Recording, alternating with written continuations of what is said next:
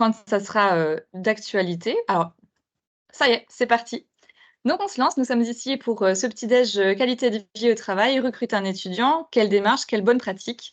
Donc l'objectif, hein, ça sera, de vous partager, comme pour chaque petit déj, qui sont des temps d'apport, d'échange sur toutes les thématiques qui se rapportent à la qualité de vie au travail, sous un format d'une durée d'1 heure maximum. On sait que c'est quelque chose qui est important pour vous, d'avoir ce temps qui est restreint. Alors aujourd'hui, petite particularité, et vous allez le voir, on est 3 présentateurs avec chacun des apports importants, à vous transmettre, donc on essaiera de faire au mieux.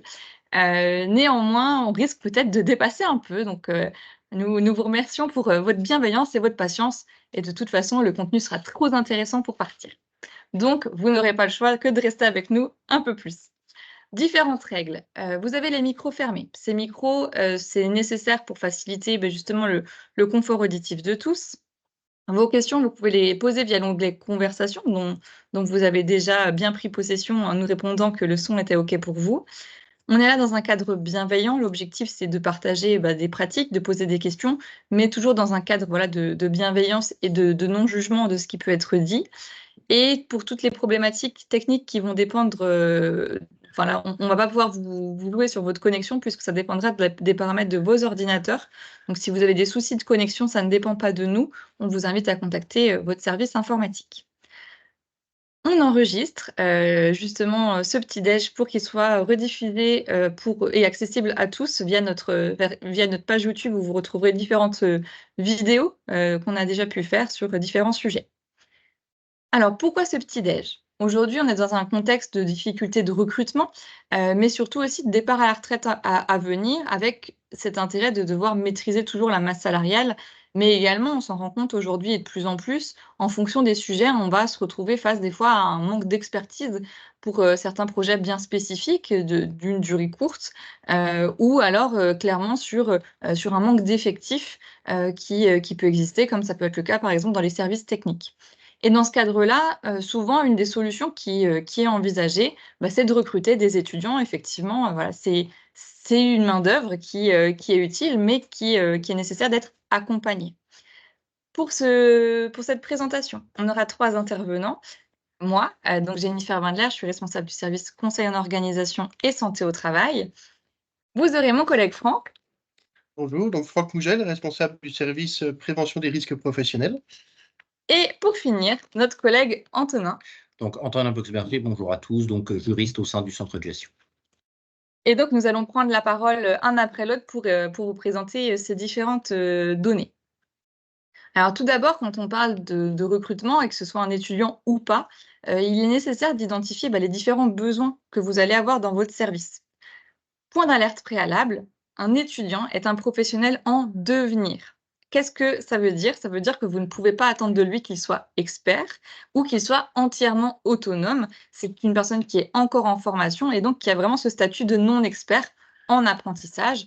Aussi, on ne peut pas attendre une pleine autonomie et une efficience de cette personne-là, de façon immédiate. C'est vraiment une personne qu'il va falloir accompagner au développement des compétences, à sa professionnalisation et qui sera là en soutien, en renfort, mais qui ne peut pas, être recruté sur un poste, très spécifique. On ne remplace pas un poste temps plein expert par un apprenti ou un stagiaire. Clairement, c'est mettre en danger sa santé au travail et au-delà de ça, ça va aussi créer potentiellement des tensions dans l'équipe et cetera. Donc, l'idée, c'est vraiment qu'un étudiant puisse être un apport en plus, mais pas à la place d'eux. Alors, comment identifier les besoins? Vous allez devoir vous poser plusieurs questions qui sont vraiment essentielles. Déjà, quelles sont les compétences qui sont manquantes au sein de l'équipe? Effectivement, alors je prends l'exemple, hein, des psychologues du travail. Parfois, on a un projet RH, où par exemple, tiens, je dois mettre à jour mes fiches de poste, mais le service RH est sous l'eau. Pour cette mission-là, j'ai décidé de prendre un apprenti, un stagiaire qui va faire des choses en plus, que le service n'a pas le temps de faire au quotidien, ou tiens, on aimerait développer ces compétences-là, sur le technique et tiens, on sait qu'il y a un diplôme qui le valide, alors on va proposer, ces questions-là. Quelles sont les activités, quelles sont les missions qu'on pourrait faire réaliser par un étudiant, en autonomie ou non, supervisé ou non? Donc il y a vraiment cette nécessité de se questionner sur qu'est-ce qu'il va faire au quotidien Quelles seront ses conditions de travail? Alors souvent, avec Franck, on en a déjà discuté, on se dit: «Ah bah tiens, on va prendre un étudiant» et le jour où il arrive, on se dit: «Ah bah tiens, on le met où?» Il a pas de bureau, il a pas forcément de PC, c'est quelqu'un en plus, ou on se questionne pas sur le matériel, sur les outils qu'il va avoir. Donc c'est aussi important avant même de recruter la personne, de se questionner sur ses conditions de travail. Mais Franck y reviendra, plus tard. Aussi, ce qui va être essentiel, c'est d'identifier, qui va l'encadrer, qui sera la personne référente, qui sera le maître d'apprentissage si vous prenez un apprenti ou le tuteur si vous prenez un stagiaire, qui va disposer de ces compétences pour transmettre en interne. Souvent, ça va être les personnes vers qui on se tourne régulièrement parce que, c'est soit des experts métiers, soit des personnes qui aiment transmettre. Souvent, c'est fait de façon informelle. Là, l'idée aussi, pour développer cette marque employeur interne, c'est aussi de valoriser les personnes qui vont encadrer, et de se poser la question de: «Est-ce que je suis formée pour encadrer un étudiant?» puisque ça se manage pas de la même façon qu'un agent, qui est recruté de façon générique. Là, on est vraiment dans cette notion de accompagner la personne à devenir un professionnel à part entière et autonome et de se poser la question aussi, comment est-ce qu'on valorise cette personne-là? Si c'est un apprenti, ça sera dans la NBI pour les fonctionnaires et sinon on peut aussi jouer sur l'IFSE avec un barème spécifique, pour, les personnes qui encadrent. Mais ça dépend de ce que vous avez mis en place chez vous. Une fois qu'on a identifié ses besoins, qu'on a identifié ses compétences, qu'on a identifié les activités qui seront nécessaires et qu'on souhaiterait que la personne réalise, il va falloir choisir la formation et donc créer l'offre. Des fois, on s'arrête sur: «Ah bah tiens, je veux ce profil-là, je veux que ce diplôme-là», mais on se rend compte que finalement plusieurs diplômes pourraient répondre aussi aux besoins. Donc c'est aussi important de ne pas le limiter à un seul sujet. Et avant de trouver le candidat, on va aussi se questionner sur quelle durée il faudrait pour réaliser ces missions-là. Des fois, on a le sentiment que ça va aller vite, alors qu'en fait, ça peut prendre plusieurs mois aussi, hein, quand on prend, un stagiaire, par exemple.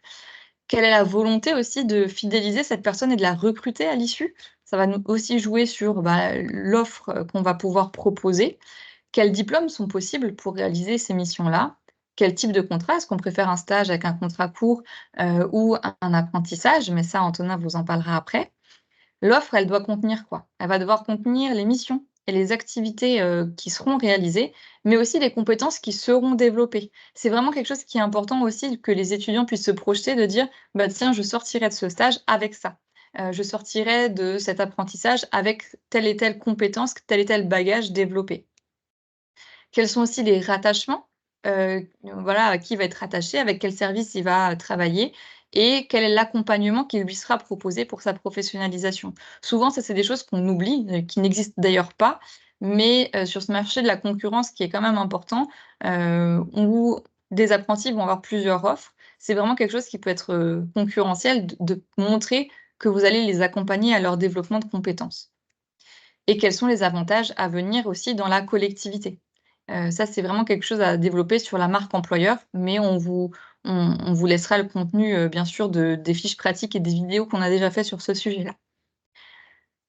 Ensuite, une fois que l'annonce est faite, il sera essentiel de diffuser, sur les bons canaux d'information, et donc il y a des endroits qui sont plus ou moins inutiles pour recruter, notamment le journal. Aujourd'hui, les jeunes étudiants ne lisent plus le journal, donc ça ne sert à rien de l'écrire, tous les sites spécialisés dans les annonces de la fonction publique territoriale, ne servent à rien puisque les étudiants ne vont pas dessus. Ils ne sont pas au courant que ces sites existent. Alors voilà, vous devez le publier sur Emploi territorial, parce que voilà, c'est la règle, mais en aucun cas, un étudiant va tomber sur cette annonce-là. L'étudiant, il va, se renseigner auprès de son cursus sur les endroits utiles, notamment donc les administrations des écoles et du CFA peut-être, de partager sur ça, sur les forums et surtout sur les réseaux sociaux, qui sont utilisés aujourd'hui, de plus en plus, par les jeunes générations.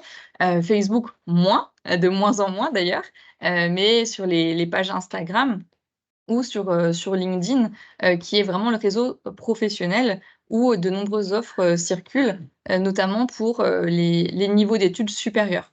Donc si vous cherchez des bacs plus, des profils, juridiques, RH, c'est vraiment essentiel de vous créer une page LinkedIn et de diffuser les annonces là-dessus, avec le lien, avec tous les autres réseaux à développer. Donc vraiment, ça, c'est vraiment quelque chose qui est essentiel, c'est d'aller au bon endroit pour trouver les personnes qui seront importantes, pour vous. Les écoles, c'est vraiment la porte d'entrée, et de participer au forum des métiers, ce genre de choses, ça permet aussi de valoriser, la fonction publique territoriale qui est encore très méconnue, auprès de la population de façon générale. Donc tout ce que vous allez mettre en place pour la marque employeur, vous allez aussi pouvoir le mettre, pour les étudiants.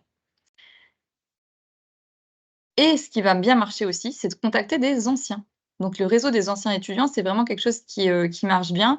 On a souvent toujours des contacts avec les écoles ou, on connaît quelqu'un qui connaît quelqu'un qui va pouvoir diffuser aussi auprès des anciens du diplôme. Donc ça, c'est vraiment quelque chose qui est essentiel. Ce réseau, il est vraiment à activer, surtout si vous avez des profils intéressants dans vos effectifs et que vous voulez recruter une personne qui a à peu près les mêmes compétences. Pour vous présenter les différents types de contrats, je vais passer la parole, à Antonin. Merci Jennifer.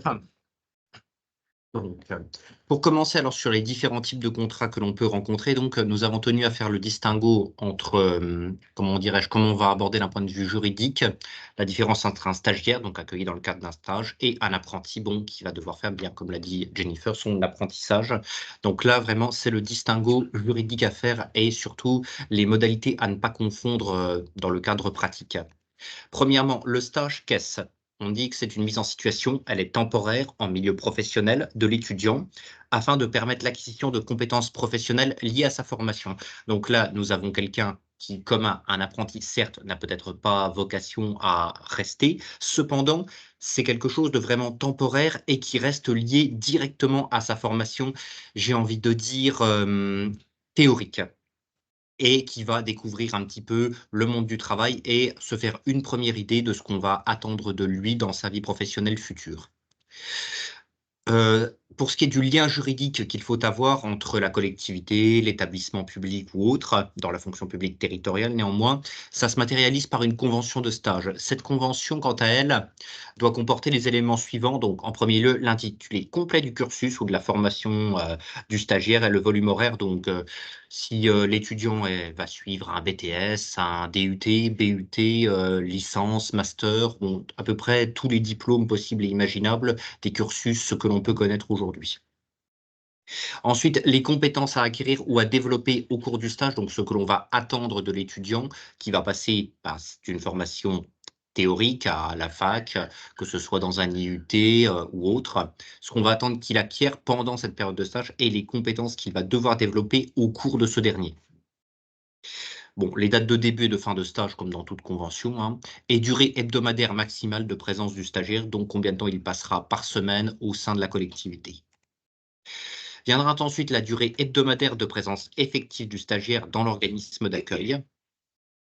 Et enfin, si gratification son montant, mais nous allons y venir très vite. Donc, les signataires de la convention de stage en la matière, on voit que c'est une convention qui a vocation à être signée par plusieurs personnes et pas forcément que le stagiaire et la collectivité d'accueil. Donc, le stagiaire, bien entendu, si mineur, ce sera son représentant légal, le représentant de l'organisme d'accueil, donc pour nous dans la fonction publique territoriale, mairie, département, région, établissement public, maire ou président. Le représentant de l'établissement d'enseignement ou de formation, l'enseignant référent au sein de l'établissement d'enseignement. Donc, c'est-à-dire que si l'étudiant suit un diplôme particulier, qu'il y a un responsable de la formation, ce sera directement lui qui la signera. Et enfin, le tuteur de stage au sein de l'organisme d'accueil. Donc, on a quand même plusieurs personnes signataires au sein d'une convention de stage. Enfin, vient la question du coût. En effet, qu'est-ce que peut coûter un stagiaire? Donc, il y a une gratification qui est possible, mais sous la condition. Cette condition, c'est laquelle? C'est la durée du stage.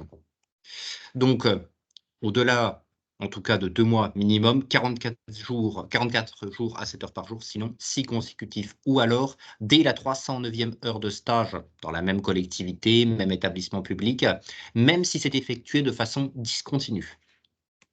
Enfin, le montant, il est de 4,35 € de l'heure de stage. C'est le taux horaire, c'est le plafond qui est modifié chaque année au 1er janvier. Vous avez également le lien qui va pouvoir vous permettre de simuler si jamais vous accueillez un stagiaire sur le long terme, ce qui est toujours une bonne chose à faire. Alors, étant donné que le plafond est modifié chaque année au 1er janvier, il sera essentiel de regarder dans la convention si c'est bien précisé, si le montant de la gratification évolue, si le stagiaire arrive par exemple, le 30 novembre et termine son stage, par exemple, le 1er juin, afin de pouvoir modifier le taux horaire de la gratification. Donc, c'est quand même quelque chose qui est à prévoir dans la convention de stage et qui doit y être clairement stipulé, sinon le montant ne bougera pas. Enfin, on va venir à un autre type de contrat, bien entendu, c'est celui de l'apprentissage. L'apprentissage est un contrat écrit, bon, comme tout contrat, vous allez me dire, de droit privé, oui. C'est un contrat qui relève du Code du travail, donc la juridiction compétente et les prud'hommes, et l'essentiel des références que vous allez voir vient en effet du Code du travail.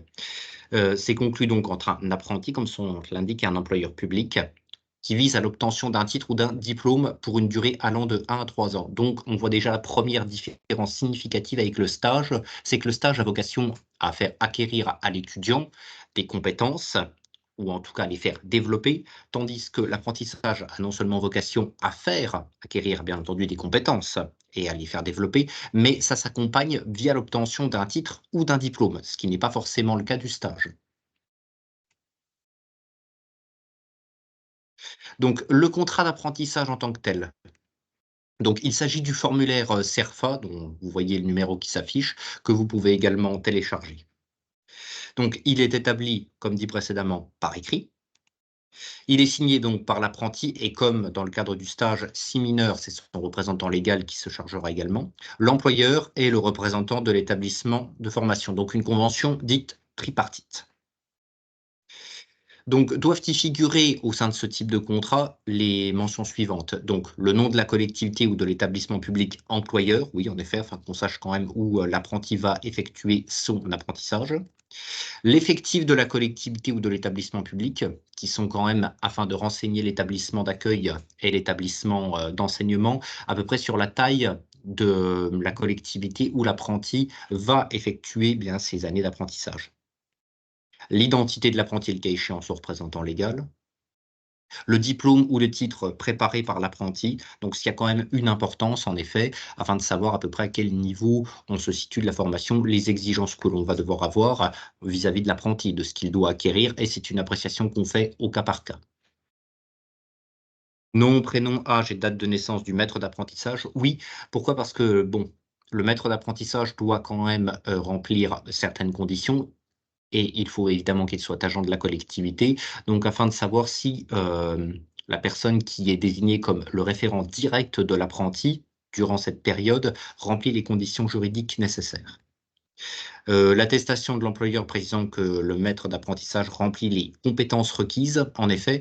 Pourquoi? Eh bien, puisqu'il faut s'assurer qu'à tout le moins, si le maître d'apprentissage n'est peut-être pas titulaire de l'équivalence des mêmes diplômes que celui que va préparer l'apprenti, qu'à tout le moins, il en ait l'expérience et acquis suffisamment de connaissances, acquis suffisamment de maîtrise, afin de pouvoir former un apprenti dans le domaine que l'apprenti a choisi, bien entendu.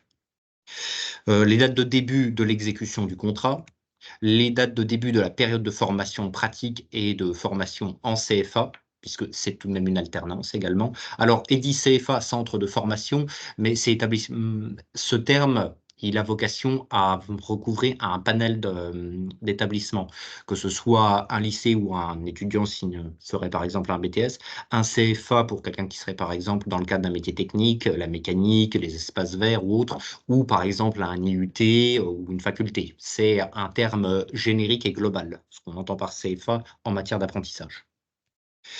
Les durées hebdomadaires de travail suivies par l'apprenti et enfin les coordonnées du CFA. Donc voilà un petit peu près tous les éléments qui doivent être stipulés au sein de ladite convention. Donc c'est un nombre d'éléments qui est tout de même assez exhaustif, hein, mais qui permet d'avoir une lecture visible et qui permet une transparence en effet afin de bien savoir quelle formation va suivre l'étudiant, qui va le former et où cela va-t-il se passer, tant sur le plan pratique que sur le plan théorique. Enfin, vient la durée du contrat d'apprentissage. En effet, puisqu'elle est quand même vocation à être normalement plus longue qu'un stage. On va voir pourquoi. Donc, c'est toujours un contrat à durée déterminée qui est égal en principe à la durée du cycle de formation, préparant à la qualification faisant l'objet du contrat. Donc, elle va dépendre du titre, du diplôme que prépare l'apprenti, tout simplement. Elle est fixée en fonction du type de profession et du niveau de qualification requise. Enfin, il est à mentionner qu'une période probatoire peut être insérée au sein du contrat d'apprentissage. Cette dernière est de 2 mois, 45 jours, consécutifs ou non, et elle est appréciée en jours de formation pratique. Donc c'est bien à savoir, c'est le temps que va passer l'apprenti au sein de la collectivité. Les jours passés en CFA ne sont pas décomptés. Et enfin, le contrat peut être rompu pendant cette période par l'apprenti ou l'employeur public. Chaque partie, les parties, j'ai envie de dire, principales à l'exécution du contrat d'un point de vue pratique, sont concernées. Pour ce qui est des conditions de validité du contrat d'apprentissage, donc on note qu'il s'agit de l'enregistrer auprès de la DIRECT, la Direction régionale des entreprises, de la concurrence, de la consommation, du travail et de l'emploi, du lieu d'exécution du contrat avant le début de son exécution. Au plus tard, dans les 5 jours ouvrables qui suivent sa conclusion, donc c'est les conditions de délai maximales. Quant à l'employeur, il lui revient de transmettre le contrat complet, donc auquel sont renseignés les différents éléments que j'ai développés précédemment, accompagné du visa du directeur du CFA, établissement de formation. Et enfin, la décision de la DIRECT doit quant à elle intervenir dans un délai de 20 jours à compter de la réception de l'ensemble des documents. Donc, passé ce délai, cela vaut acceptation du contrat, ce qui est assez rare en tout cas, c'est qu'indimo consent, d'habitude c'est tout le contraire, surtout en droit public. Enfin, les principales questions également que nous nous posions, c'est le coût d'un apprenti. Nous avons vu qu'il pouvait être possible qu'un stagiaire puisse avoir une gratification. Que peut avoir un apprenti et que peut coûter un apprenti en la matière? Donc, l'apprenti ne perçoit pas une gratification, mais perçoit un salaire. Donc, il est considéré, de ce point de vue-là, si j'ai envie de dire, un petit peu comme un salarié, sans en avoir le titre et sans qu'on puisse en attendre, bien entendu, les mêmes choses, comme Jennifer vous l'a expliqué préalablement. Ce salaire est déterminé en fonction d'un pourcentage du SMIC et il est fixé par décret. Donc, ce sont des variantes réglementaires. Ça varie en fonction notamment de l'âge de l'apprenti. Si l'apprenti a 26 ans et plus, il doit percevoir un minimum donc, de 100% du SMIC, donc le SMIC en totalité, quelle que soit la durée du contrat ou la nature du diplôme préparé. Donc, la condition attenant à l'âge de l'apprenti a tout de même vraiment un impact, tout du moins, sur le coût et sur le salaire. Vient également le critère de l'ancienneté. Niveau du diplôme préparé, une majoration spécifique également qui est propre au secteur public cette fois. Donc, comme on l'a dit, bien que ce soit un contrat écrit de droit privé qui est régi par les dispositions du Code du travail, il y a tout de même des spécificités qui sont acquises vis-à-vis du secteur public dont il faut tenir compte. Et enfin, on a tenu à également vous faire le lien sur le différent tableau des salaires qu'il vous est possible de consulter afin de réaliser différentes simulations et de vous faire une idée sur ce que peut coûter un apprenti en termes de salaire, bien entendu. Alors, vient également les différentes cotisations. Oui, en effet, parce qu'il y a des cotisations sur le salaire d'un apprenti également. Donc, il est affilié au régime général de la sécurité sociale, en ce qui concerne notamment la maladie, la maternité, l'invalidité, décès, etc. Et enfin, il est affilié au régime complémentaire de retraite des agents non titulaires, à savoir l'IRCANTEC. Donc, il va cotiser aux mêmes caisses de retraite que les agents, par exemple, contractuels de droit public, donc agents qui sont non titulaires, donc sous le régime de l'IRCANTEC. Cependant, maintenant nous avons balayé les différents coûts possibles en matière de stagiaires, là nous venons d'insister sur celle en matière d'apprentissage, il convient maintenant un peu de voir à quelles aides financières les collectivités aujourd'hui peuvent prétendre afin d'accueillir un apprenti. Donc, on note qu'il y a 3 acteurs principaux du financement de l'apprentissage dans la matière du secteur public et plus précisément dans la territoriale. On y trouve le CNFPT, France Compétences et également l'État. Donc, ceux-ci sont les 3 acteurs principaux du financement. Il y en a d'autres, mais nous avons axé notre acte de développement sur ces 3 acteurs. Enfin, on note également une contribution spécifique des employeurs territoriaux. Mais comme dit, nous nous basons sur les 3 acteurs principaux. Donc, pour ce qui est du CNFPT, le Centre national de la fonction publique territoriale, en 2024, ce dernier a lancé une nouvelle procédure de financement des contrats d'apprentissage. En effet, ce dernier a mis en place 2 critères de régulation que nous allons voir de suite, à savoir, premièrement, la participation des employeurs territoriaux au recensement des intentions de recrutement, campagne qui avait lieu du 22 janvier au 22 mars 2024. Le CNFPT avait, si ma mémoire est bonne, tenu à communiquer là-dessus vis-à-vis des employeurs territoriaux, et nous avions également effectué un rappel en la matière afin de bien signaler les intentions de recrutement des apprentis.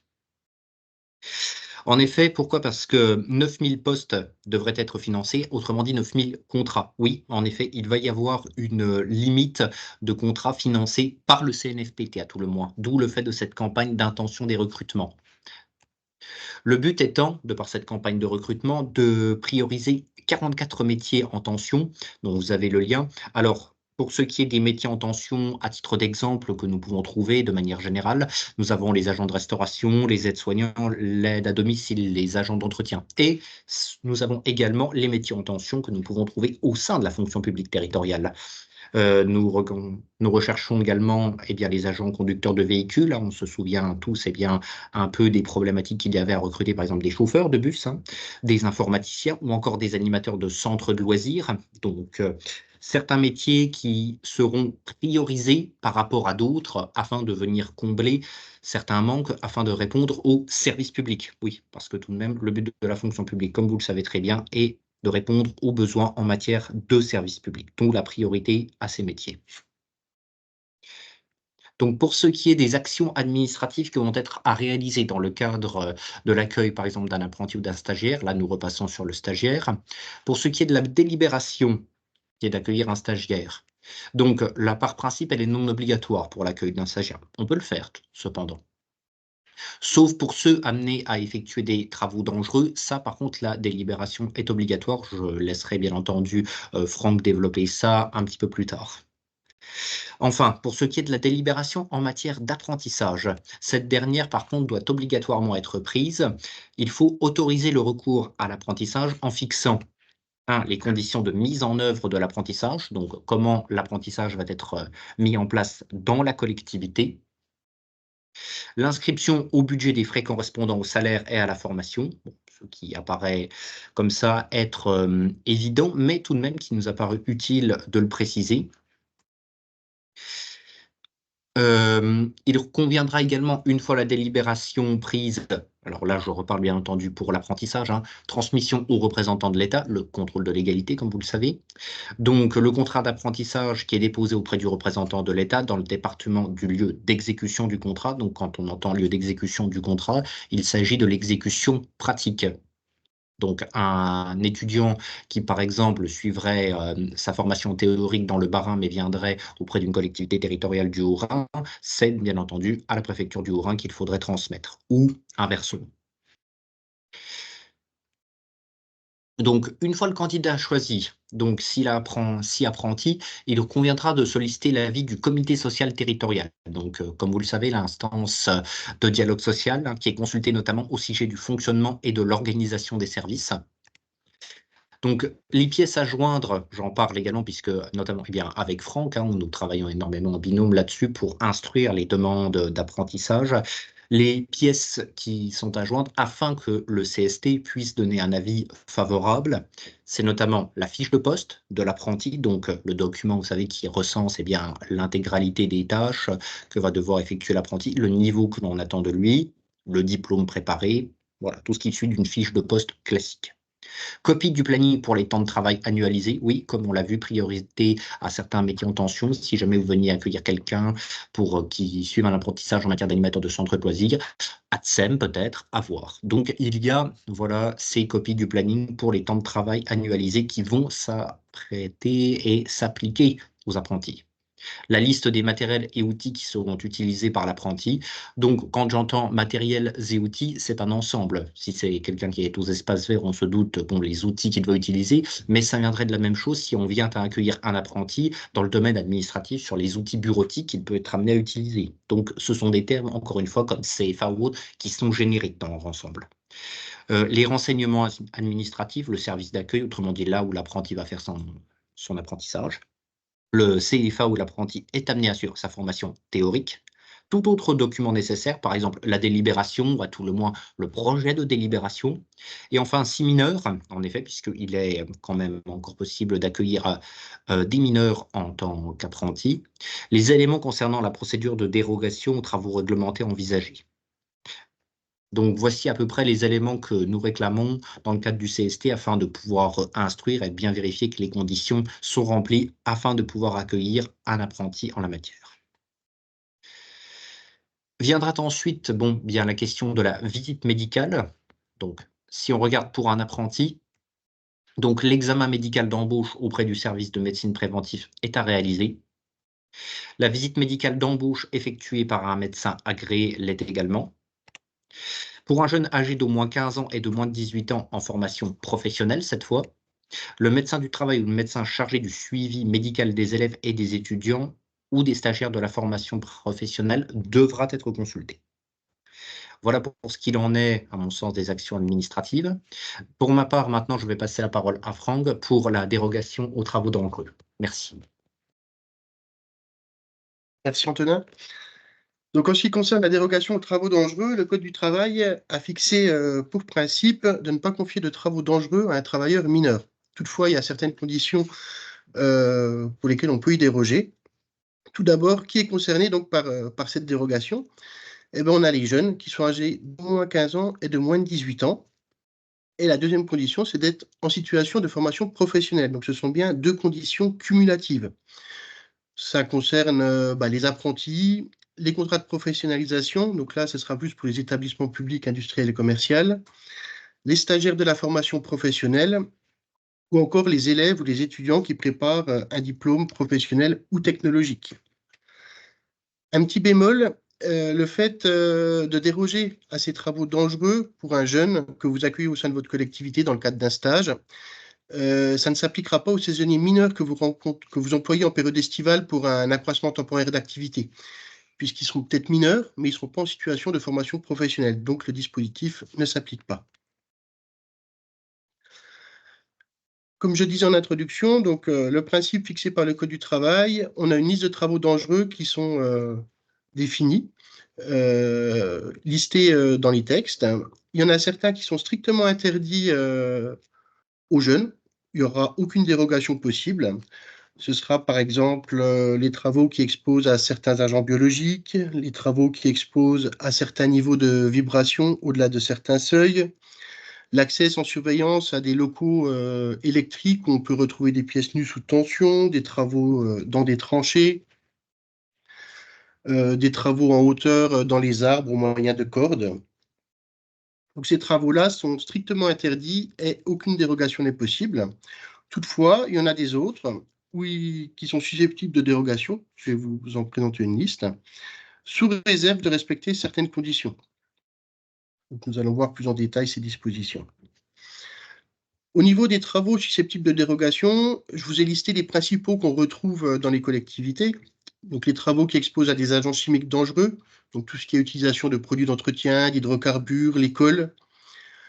Un produit dangereux, qu'est-ce que c'est? C'est un produit qui, sur la fiche de données de sécurité du produit, on retrouve des petits pictogrammes, c'est des losanges entourés d'un liseré rouge. Si dans la fiche de données de sécurité, vous retrouvez ce petit pictogramme-là, ça veut dire que c'est un agent chimique dangereux et on ne peut pas le confier à n'importe quel mineur.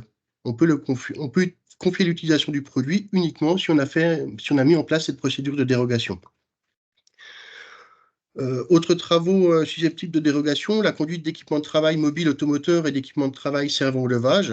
C'est le cas, l'utilisation des tondeuses autoportées, des nacelles. Tous les travaux qui nécessitent l'utilisation ou la maintenance d'équipements de travail. Donc là, on retrouve tout le matériel électroportatif, les perceuses, les scie sauteuses, les scies circulaires, les visseuses, dévisseuses. On peut retrouver les machines à bois pour un stagiaire ou un apprenti qui ferait un stage dans un atelier menuiserie. Et après, tout le matériel d'espace vert, hein, les tondeuses, les taille-haie, les débroussailleuses. On retrouve tout ce qui est travaux temporaires en hauteur, les travaux avec des appareils sous pression, les travaux en milieu confiné. Tous ces travaux-là, ils sont listés dans une circulaire du centre de gestion. On vous a mis le lien dans la slide, là, donc vous pourrez le retrouver quand on vous enverra le support. Pour pouvoir déroger à ces travaux dangereux, il y a différentes conditions à respecter. La première, c'est d'avoir un document unique à jour qui prend en compte les activités que va effectuer le stagiaire, l'apprenti au sein de la collectivité. Bien sûr, après avoir évalué, recensé les risques auxquels l'apprenti, le stagiaire va être exposé, il va falloir mettre en place des actions de prévention pour limiter les risques. Avoir formé le jeune, donc là, c'est former le jeune à l'accueil sécurité, on y reviendra un peu plus tard, mais également, lors de cet accueil sécurité, lui, l'informer des risques et des mesures de prévention à mettre en place. Toujours dans le domaine de la formation, il faudra bien faire un lien entre la progression pédagogique qui a lieu dans le centre de formation, avec les équipements qu'on va pouvoir confier. On ne va pas pouvoir confier à un jeune un taille-haie dès la première semaine de son intégration au sein de la collectivité s'il n'a pas vu l'aspect théorique dans son centre de formation. Assurer l'encadrement du jeune par une personne compétente, donc là, c'est le maître d'apprentissage, et obtenir un avis médical. Ces 5 conditions, il est nécessaire de les respecter pour pouvoir déroger aux travaux dangereux. Bien souvent, on prend juste la délibération sans forcément s'assurer que ces conditions soient respectées et ça engagerait fortement la responsabilité pénale de l'autorité territoriale en cas d'accident.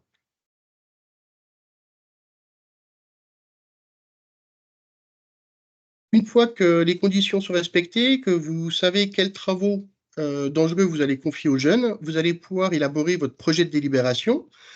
La réglementation prévoit qu'il soit élaboré en collaboration avec l'assistant ou le conseiller de prévention. Au niveau de son contenu, on retrouve le secteur d'activité. Dans quel service en fait de la collectivité l'apprenti, le stagiaire va travailler? Quelles formations professionnelles sont assurées? Est-ce que c'est un CAP, un BTS, un DUT? Le lieu de formation. Donc, est-ce que c'est dans des bâtiments de la collectivité, dans l'atelier menuiserie, dans l'atelier espace vert, ou alors sur des chantiers à l'extérieur, sur le banc communal? Il va falloir lister donc dans cette délibération les travaux interdits susceptibles de dérogation. Donc, il y a un modèle de délibération qui est proposé par la réglementation. Et les travaux interdits susceptibles de dérogation sont dans les annexes et il faut bien les remplir précisément et de manière exhaustive. Si on oublie un des travaux interdits susceptibles de dérogation, on oublie de lister un équipement de travail, par exemple, on oublie de lister une perceuse, et le jeune ne peut pas l'utiliser, puisqu'il ne fait pas partie de la délibération. Et enfin, dans le contenu, on retrouvera la qualité ou la fonction de la personne compétente qui est chargée d'encadrer le jeune. Le projet doit être transmis à l'instance de dialogue social, donc en matière d'hygiène, de sécurité des conditions de travail. Donc, ce sera soit la formation spécialisée, si vous en avez une, ou alors le CST. Et ce projet doit être transmis également à l'ACFI, à l'agent chargé de la fonction d'inspection. La délibération est prise pour 3 ans, à compter de la décision de l'Assemblée délibérante. Elle n'est pas nominative, donc pour autant que les conditions qui ont présidé sa validation, si les formations sont identiques, si les conditions d'accueil sont identiques, la délibération reste valable. Merci Franck pour cette information sur les travaux dangereux. Je vais repasser l'écran à Antonin pour qu'il reprenne avec vous du coup les étapes de l'apprentissage.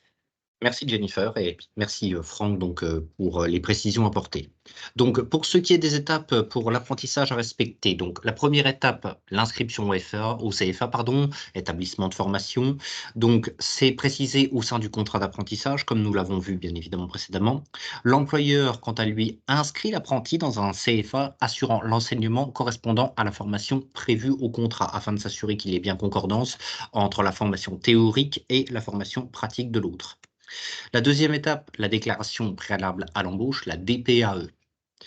Donc, 6 formalités en fait sont liées à l'embauche et caractérisent cette DPAE. La première, donc déclaration d'une première embauche, l'immatriculation du contrat d'apprentissage, donc en fait c'est le formulaire CERFA, l'affiliation au régime d'assurance chômage. Alors, c'est une possibilité, pas une obligation, mais il est recommandé de le faire. Pour quelle raison? C'est que les collectivités territoriales et toute personne publique n'a pas l'obligation de s'affilier au régime de l'assurance chômage et peut pratiquer le régime de l'auto-assurance. Quelle différence cela fait? C'est que s'il y a affiliation au régime d'assurance chômage, il y aura certes les cotisations qui seront prélevées vis-à-vis de Pôle emploi, aujourd'hui France Travail. Néanmoins, si cela n'est pas fait et si l'apprenti n'est par la suite pas engagé par la collectivité, si le contrat d'apprentissage s'arrête au bout d'un certain laps de temps, je n'entrerai bien entendu pas dans les détails des conventions chômage, eh bien ce sera à l'établissement public ou à la collectivité territoriale d'indemniser l'apprenti au titre du chômage. Vient enfin l'adhésion à un service de santé au travail, les visites médicales obligatoires telles que nous les avons vues précédemment et le pré-établissement de la DADS, la déclaration annuelle des données sociales. Donc les 6 formalités liées à l'embauche dans le cadre de la conclusion d'un contrat d'apprentissage. Vient enfin la question du calcul des congés maintenant. Nous avons vu donc les différents régimes juridiques auxquels étaient conviés un peu, étaient confrontés l'accueil d'un stagiaire, l'accueil d'un apprenti, le coût, les modalités de conclusion des contrats, les différentes étapes administratives préalables à leur conclusion. Désormais vient la question des congés. Alors, dans le cadre d'un contrat d'apprentissage, pour un apprenti, les congés en la matière sont les suivants, c'est 5 semaines par an. L'employeur peut toutefois décider de la période. Pourquoi 5 semaines par an comme tout agent? C'est qu'on estime que le temps passé en formation, donc au CFA, bien que n'étant pas du temps de travail effectif au sens où on peut l'entendre, eh bien l'apprenti suit sa formation. Il faut savoir qu'il y a une partie théorique et il y a une partie pratique. D'où le fait qu'on va considérer que eh bien, ces 2 temps constitueraient ce qu'on appellerait, pour un agent, un temps plat, d'où les 5 semaines de congé par an. Mais l'employeur peut toutefois décider de la période, d'où la petite spécificité tout de même. Si l'apprenti a toutefois moins de 21 ans au 30 avril de l'année précédente, donc celle précédant la conclusion du contrat d'apprentissage, il peut demander des congés supplémentaires sans solde, sur un maximum de 30 jours ouvrables par an. On note notamment le fait de la préparation des épreuves. Donc, l'apprenti a droit à 5 jours ouvrables dans le mois qui le précède, ce que l'on pourrait assimiler pour un agent public à des ASA, autorisations spéciales d'absence. Vient enfin le calcul des congés pour le stagiaire également, oui. En effet, le stagiaire peut également prétendre à des congés. Donc, c'est vrai que c'est quelque chose qui peut surprendre, étant donné que c'est davantage quelqu'un qui est plutôt là pour voir, observer et apprendre, mais qui n'a pas vocation, qui n'est pas un apprenti, qui n'est pas un agent. Comment peut-on accorder des congés à un stagiaire? Donc on va voir ça sans tarder. Donc si le stage est inférieur ou égal à 2 mois, les congés sont non obligatoires. Ça ne veut pas dire qu'ils ne peuvent pas être accordés, mais ce n'est pas obligatoire. Si le stage est supérieur à 2 mois, la convention doit prévoir la possibilité de prise de congé et d'autorisation d'absence. Donc, nuance, la convention doit certes prévoir une possibilité, ça reste une option, qui est activable ou pas, de prise de congé et d'autorisation d'absence. Là, je suis allé un peu vite et je vais tout de suite repasser la partie à Jennifer pour la partie préparation de l'accueil. Merci Antonin. Alors effectivement, hein, la notion de stage et d'apprentissage, vous avez bien pu comprendre la différence. Toujours est-il que si, par exemple, un étudiant va préparer un diplôme long, comme ça va être le cas pour les psychologues du travail, hein, que certains d'entre vous ont déjà accueillis en stage, puisqu'on a un partenariat avec la faculté de Strasbourg. On va avoir aussi ces personnes qui sont là pendant 6 mois, donc plus de 924 heures, il me semble, qui vont faire des missions. Ils ne seront pas juste là en tant qu'observateurs, ils vont vraiment travailler pour le service dans lequel ils seront accueillis. Et tous ces diplômes, voilà, où c'est long le temps de stage, je conseille quand même d'avoir cette possibilité de mettre en place des congés, puisque comme tout agent public, ils ont aussi le droit de se reposer. Et les congés font partie également des facteurs d'attractivité, hein, tout simplement. Donc une fois qu'on a fait toutes ces démarches administratives, que tout est juridiquement viable pour accueillir l'étudiant, c'est nécessaire de préparer son accueil. Préparer l'accueil, pourquoi? Déjà pour qu'il y ait une intégration qui soit réussie, et une intégration réussie, ça a différents effets. Tout d'abord sur l'efficience organisationnelle. Concrètement, qu'est-ce que ça veut dire? Plus on prépare bien l'accueil, plus la personne est facilement intégrée et rapidement, alors forcément le temps d'adaptation, le temps d'observation dont parlait Antonin, va être réduit puisque la personne sera plus efficace rapidement. Et ça va également jouer sur la motivation à rester, surtout si vous voulez que la personne reste dans votre structure par la suite. Par exemple, vous envisagez, il y a un départ en retraite dans 2 ans, vous prenez un étudiant stagiaire ou apprenti, elle va être formée, votre objectif, c'est qu'elle reste à la fin de sa période, d'apprentissage pour remplacer peut-être la personne qui va partir à la retraite. Donc il y a vraiment une nécessité, de pouvoir jouer sur cette motivation à rester, et les études le prouvent. L'envie de rester dans une structure se joue dans les 3 premiers mois.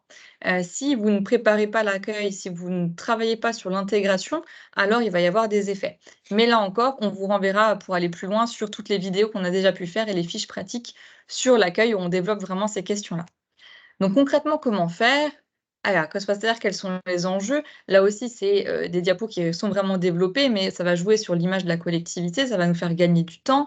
On va aussi jouer sur les risques, d'accidents, du travail, et là, Franck parlera de l'accueil sécurité juste après, mais aussi d'améliorer la disponibilité de la personne et sa qualité de travail, de mobiliser, de motiver le personnel et donc de limiter le turnover. Donc l'accueil de qualité, ça a vraiment son importance, et pour le nouveau aussi, ça va lui permettre de lui donner des repères, de le rassurer aussi, de lui montrer qu'on va lui donner le temps d'apprendre, de pouvoir aussi donner du sens. À quoi ça sert mon travail? À quelle fin? C'est quoi le service public? C'est aussi des valeurs qui sont importantes de transmettre dès le début, vraiment de leur montrer qu'ils s'intègrent dans un tout, parce qu'aujourd'hui, c'est aussi ça qui est recherché par les nouvelles générations, avoir un travail qui a du sens, avoir un travail dans lequel je vais pouvoir m'épanouir, avoir un travail où je vais pouvoir avoir un effet, un impact, et cet enjeu-là, c'est quoi les différences entre les différentes générations?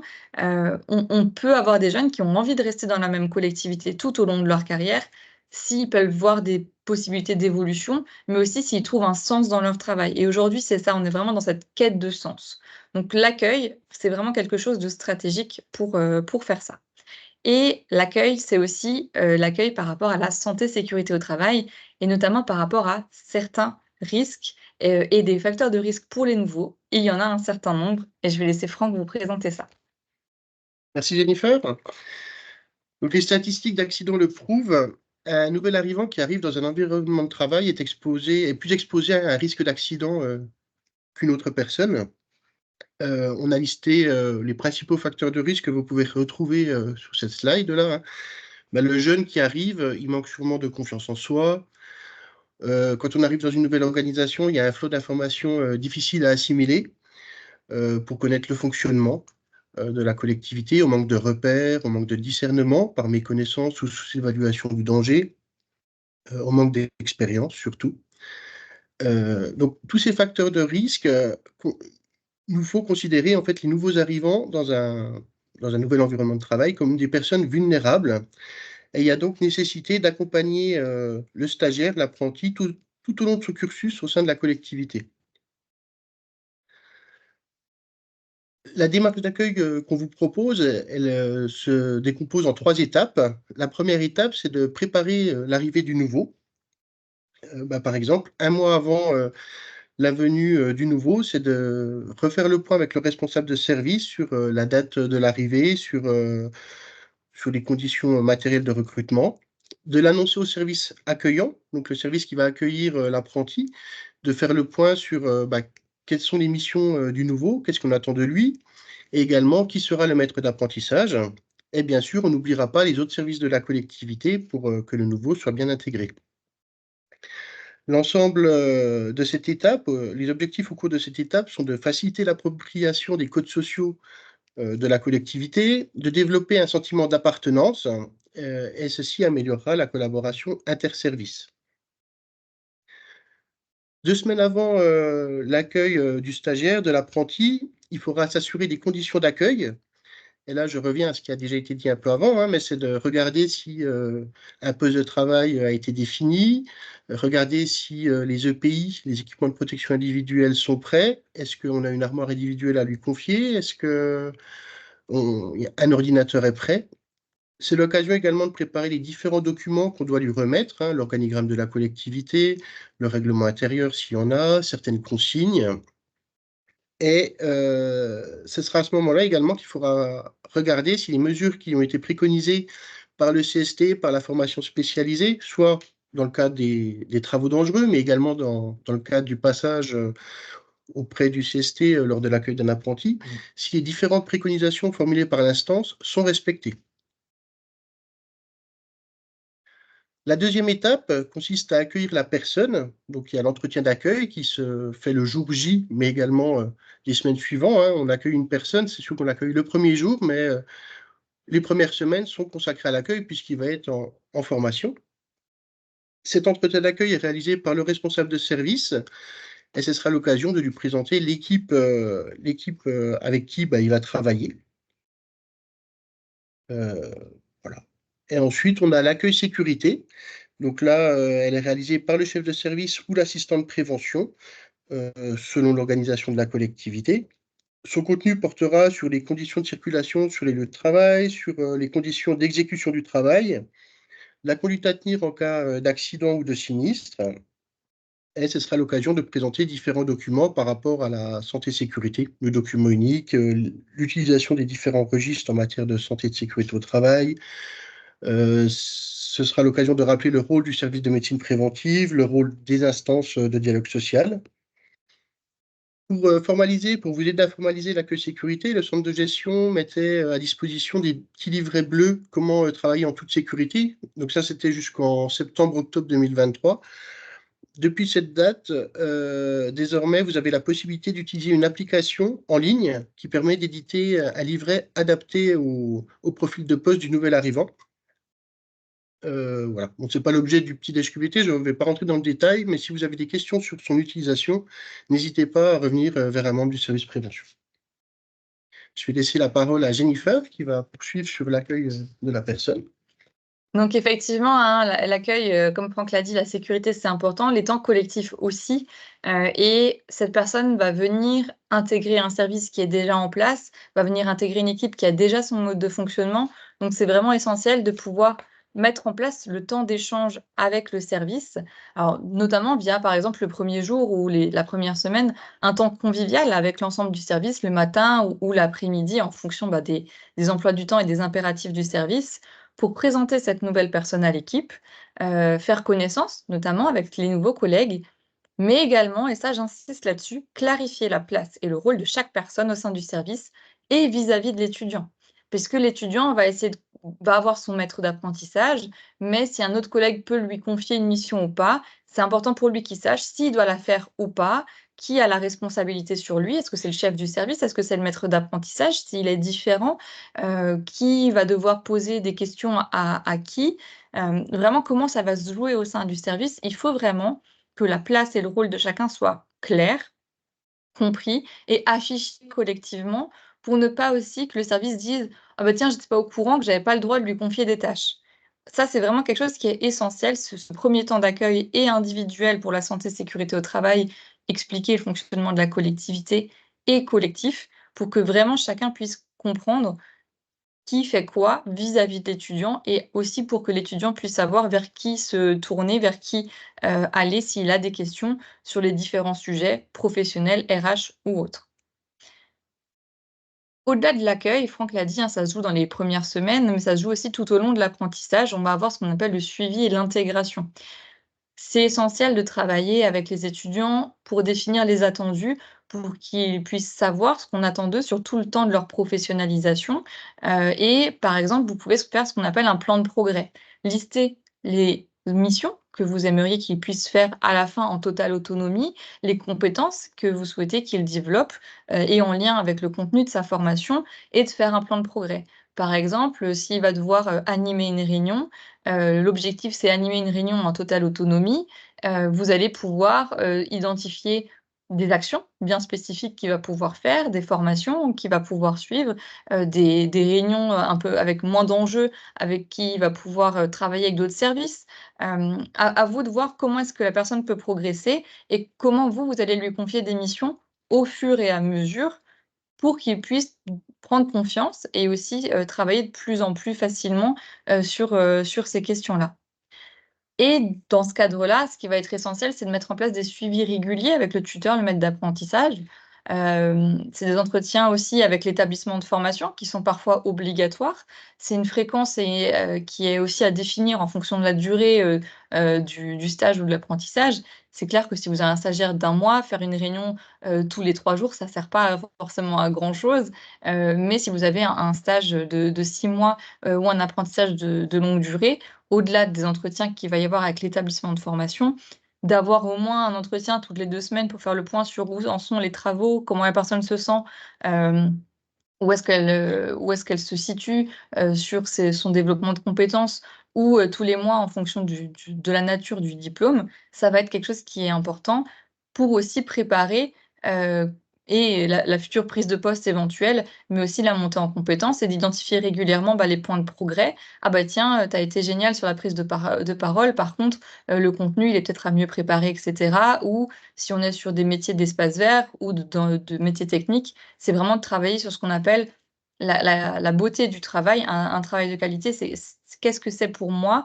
Qu'est-ce que c'est pour toi, étudiant? Et de croiser aussi, voilà, les regards, les attendus. L'étudiant a peut-être le sentiment de faire un travail de qualité pour lui, alors que c'est pas les critères qui sont attendus par la collectivité. Et donc pour éviter qu'il y ait des conflits ou des incompréhensions, ça va être important de définir pour moi qu'est-ce que c'est un travail de qualité, quelles sont les règles de l'art, du métier, qu'est-ce que nous, on veut chez nous, mais aussi d'être prêt, et ça, c'est vraiment quelque chose qui est essentiel, à se réinterroger sur ses pratiques en interne dans le service. Peut-être que l'étudiant a des meilleures techniques que les vôtres actuellement en place parce qu'il y a des nouveaux outils, il y a des nouvelles méthodes de travail. On peut faire mieux, et c'est aussi de montrer à l'étudiant qu'il peut apporter quelque chose, il peut contribuer à la qualité du travail rendu par le service, et donc de lui dire qu'il a cette possibilité de réinterroger, bah, le système et de comment il fonctionne. Et pour ça, rien de tel que ce qu'on appelle le rapport d'étonnement. C'est vraiment quelque chose que vous pouvez mettre en place pour tout nouvel arrivant, qu'il soit étudiant ou pas, mais l'étudiant va avoir un regard parfois aussi, plus neutre, enfin neutre, c'est pas forcément le mot, mais plus, moins coloré de toute expérience extérieure. Et donc c'est vraiment un document qui va être réalisé par le nouvel arrivant, où il va pouvoir justement dire ce qui l'a surpris. «Ah bah tiens, je m'attendais pas à ce qu'il y ait ses atouts, ses forces, dans l'organisation», ou «Ah bah tiens, je pense que ça devrait être amélioré». La problématique du rapport d'étonnement, c'est que c'est un outil qui va être vraiment, alors ça peut être secouant, hein, pour la personne qui le lit, mais c'est vraiment utile pour dire: «Ah bah tiens, comment est-ce qu'on va faire autrement dans nos pratiques? Comment est-ce qu'on va jouer?» Comment est-ce qu'on va faire jouer justement ce jeu de: «OK, j'accepte, les retours et je vais en tirer parti». Le bénéfice pour le nouvel arrivant, bah, il va se sentir reconnu, il va se sentir plus intégré, mais ça nécessite qu'il y ait un climat de confiance et surtout qu'on valorise, ben, cette créativité, cette curiosité en interne, qu'on soit prêt aussi à entendre ce qui ne va pas, mais c'est vraiment un outil qui est vraiment utile pour faire évoluer les pratiques. Et enfin, l'entretien de fin de stage ou d'apprentissage, ce qui doit être effectué par le responsable de service, le maître d'apprentissage.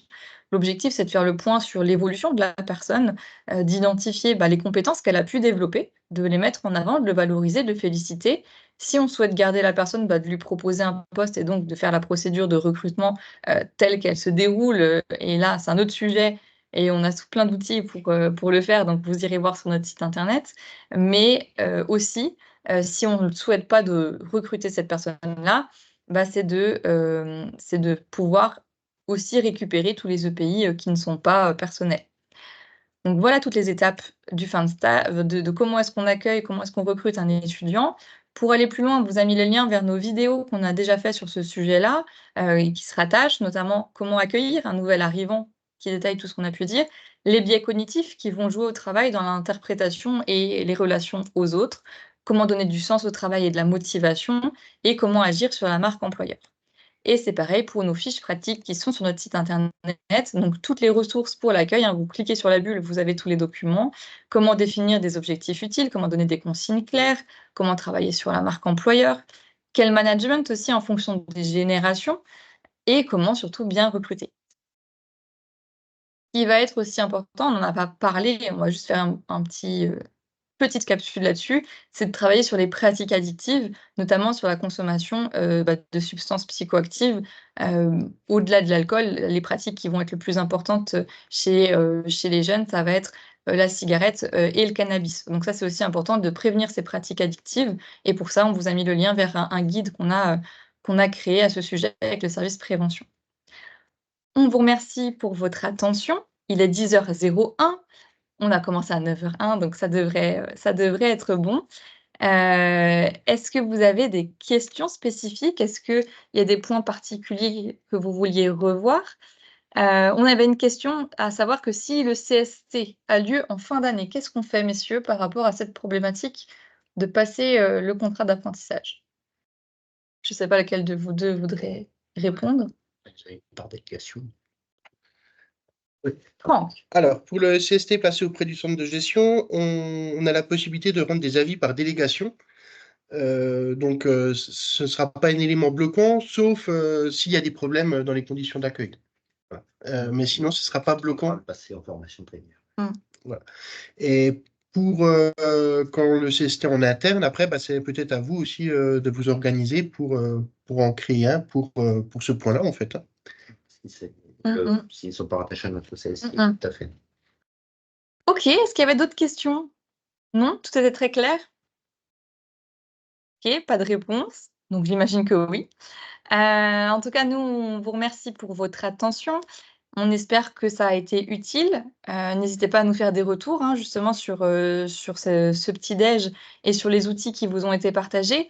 L'enregistrement sera mis en ligne dès que possible et on vous transmettra le PowerPoint, les fiches pratiques en lien qui sont là et tous les outils. Si vous avez des souhaits de recrutement, ou de besoins spécifiques ou des questions sur l'apprentissage ou sur l'accueil de stagiaires, n'hésitez pas à revenir vers nous. Si vous souhaitez, recruter, un psychologue du travail, sur des missions RH ou santé au travail, revenez vers moi. On travaille en collaboration pour créer les offres de stage et sinon, on vous souhaite une belle semaine de 4 jours, et on reste disponible pour toute question. Merci beaucoup. Bonne journée, au revoir.